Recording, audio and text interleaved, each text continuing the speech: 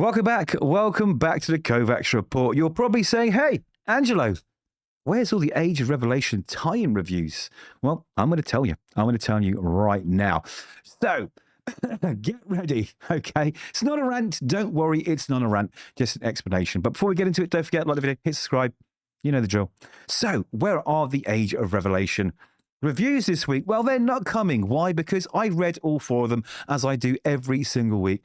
And frankly, I couldn't put you through it. Let's be honest, they're not great. If anyone's out there saying that these books are fantastic or can even match some of the bigger and better events that have come before, honestly, don't believe them at all. So I did read them all, and it was so soul-destroying and depressing. These books are only 3 issues, so you need to hook on number 1, give them that punch on issue 2, finish them off on issue 3. And these books clearly aren't doing that. They were so hard to read. By the time I read all 4 of them, I'm getting some of the good books this week, I had to stop. I had to just take a break because I was so miserable. And comics shouldn't make you miserable. Now, I know I am picky, but you know what? We know quality when we see it, and we are not getting quality at all. So I thought, you know what? Let's hop on and find out if it's just me feeling this. Is it just me? Well, let's dive into the League of Comic Geeks, which is a great site. I track all of the books that are coming out through here. You know, it really helps me sort of organize what's going on. So if you haven't found this site, give it a little go. They've got a huge community there. And like I say, you can see everything that's coming up straight away. So let's dive into it. So I pulled up all these books, right, because they get reviews. Okay, we've got Cloak and Dagger says mostly positive. And, you know, to be fair to Justina Ireland and Lorenzo Tomata, it wasn't too bad. It wasn't too bad. But it's mostly positive because the book isn't as bad as the other books. You know what I mean? It's okay. They've got a great premise here. Cloak and Dagger not being able to be in the same place at the same time. That sounded so good to me. You could have done some real cool stuff there. But it's just evolved into exactly what you expect. Underneath that, you've got an interesting story, right? They're trying to evacuate humans from the expanding Revelation territories before the X virus catches up and potentially kills them. And you've got the, the Fenris twins, which are, can be fan favorites, trying to stop those busloads of humans and trying to convert them to mutants so they can join Revelation's army. They're fanatical. It's an interesting premise, but again, it's just been delivered pretty badly. It really, really isn't good. Expatriate X-Men, mixed feelings. Again, these books aren't being that well received. Talk about on Deadpool, which for me was one of the hardest to read. Mixed feelings because they're not great. These should all be green. These should all be 4 and above. This book was absolutely laden down with narrative. Those dialogue boxes just went on forever and ever and ever, and it was all information that could have been done much more succinctly, laden down with jokes which just weren't funny.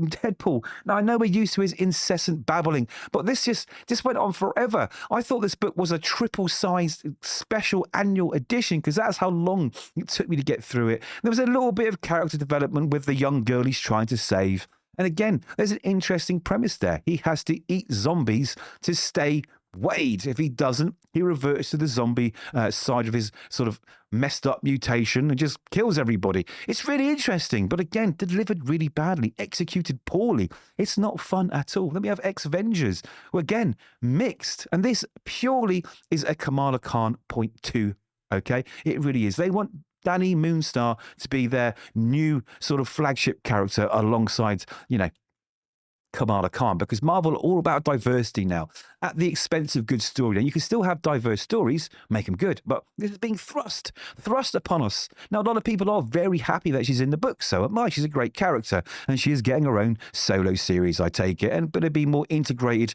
into the upcoming Avengers books, I would imagine. But again, it just feels like signaling. It doesn't feel like, hey, we've got a great story to tell about this character, okay? It feels like, right, we need to check some boxes.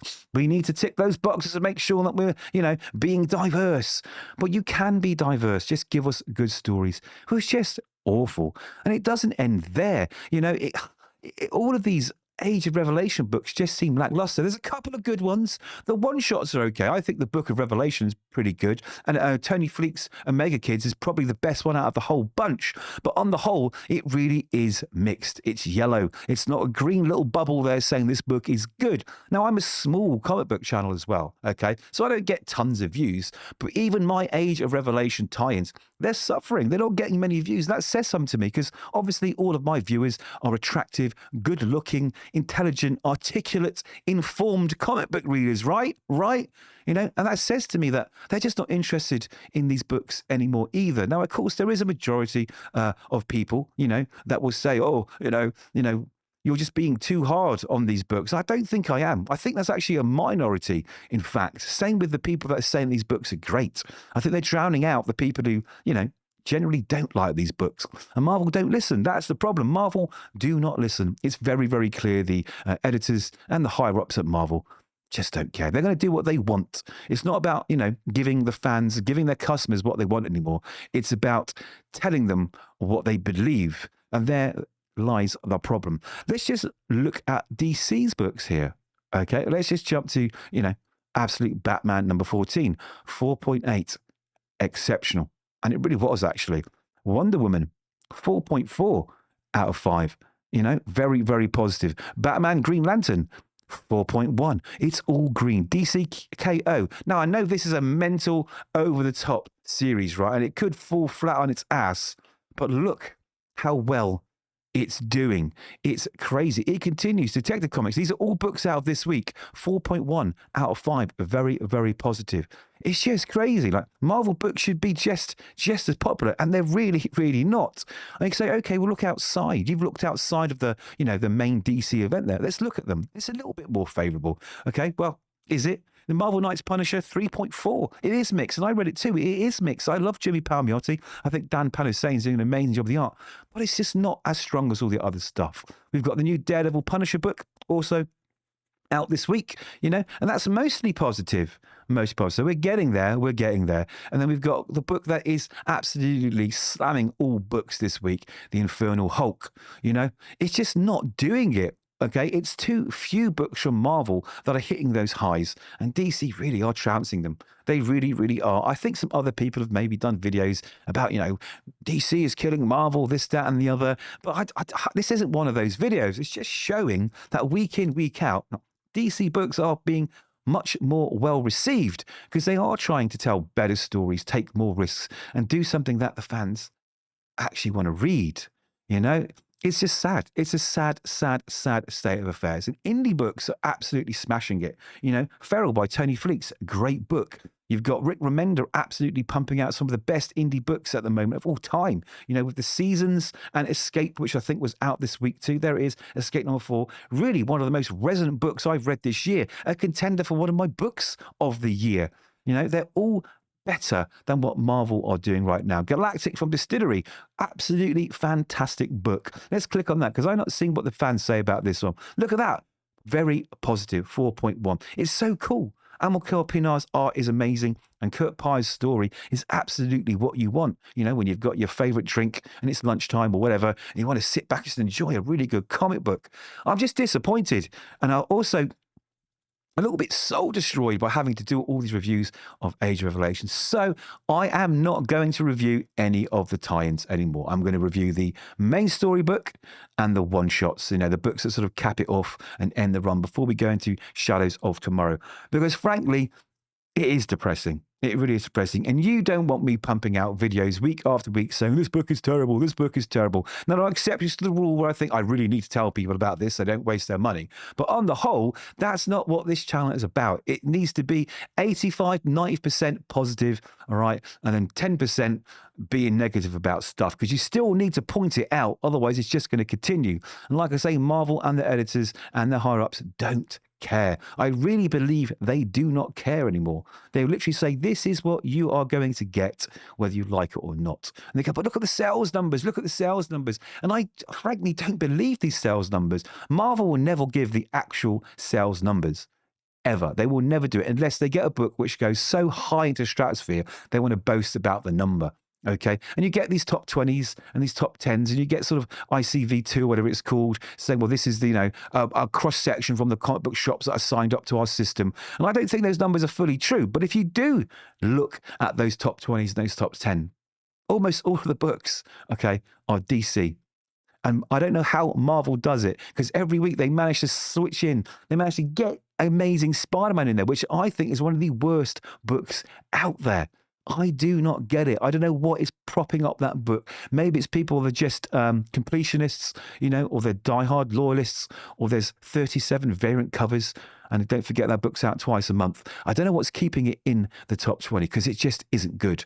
Honestly, I'm going to get told off for that, but it isn't. You will not be talking about this book in a year's time. No way. You will not be talking about Joe Kelly's run, not in a positive note anyway, in a year's time, 5 years' time, but you will be talking about all those other great runs. Okay. And if you can read Joe Kelly's run and then read some of the great runs that have come before, then you kind of realize the quality that you're getting isn't up to scratch. You wouldn't take that book to a desert island. There's no way you would. So I don't understand why people are defending this absolute trash. I don't get it. But the more it's defended, the more we are going to be fed it month after month after month. The only solution for me is a complete, not reset of the Marvel Universe, but a polish, new creators, new management, and new editors. But that's never going to happen either. This, I'm afraid, is going to be the state of play for a very long time. Now, I'm hoping one of Marvel's overlapping events, right, do the whole sort of like law of averages, and they get lucky and something is good. Because we need some new Marvel books that are good, right? We need some great books every week going, wow, this is good. This is good. And then there's the odd one that isn't good. But it's been switched around for quite some time. I think people have got used to it. And I think that we've been worn down, or a lot of people have been worn down to believe that what we're getting is quality. So when someone speaks out about it, they're like, oh, how dare you? This book is really, really good. How can you not see how good this book is? Well, do you know what?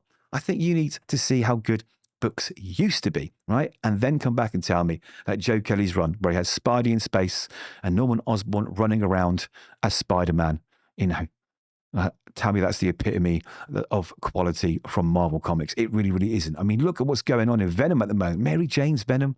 He's now swinging around town, calling himself Spider-Man in a Spider-Man suit. Al Ewing is the most boring comic book writer I've read in years. Sorry, Al Ewing. It just really is. It's not for me. It's just the wrong people on the wrong characters doing the wrong stories. And it's failing. I don't want to be that channel. It's just pure hate and negativity towards Marvel, because I love Marvel. Marvel made me. It was a thing that sort of got me through my childhood. These characters, I fell in love with it. Most of what I am is down to comic books, I just want it to be good again. And how bad can that be? Anyway, let's talk about this. So we are, I think we're 40 odd books into Age of Revelation, which means, let me see if we can actually have a little looky here. There we click on this button here. I know what I'm doing. Unfortunately, my internet does not want to play ball. So there are 60 books, I think. I think we're about book number 43 in. So we've got quite a few left. I think it ends January the 7th, just before my birthday. And there'll be that sort of epilogue book right at the end, which leads into Shadow of tomorrow with the X-Men and all those new relaunches. So we're getting there. We're over halfway through. I don't expect many surprises from this entire event. I just hope that Book of Revelation, the epilogue, and Tony Fleek's Amiga Kids delivers. And that'll be that for me. So there we go. That's why there are no Age of Revelation books this week or next week or the week after. I'm really, really, really sorry. If there is one specifically that you think I should read, let me know and I'll see what we can do. But on the whole, I'm done. The Age of Revelation for me is over. Anyway, those are my thoughts. Do let me know yours. Always interested to hear what you guys say. Let me know in the comments. Like the video if you can, and please do hit subscribe. So take care for now, and we'll see you soon.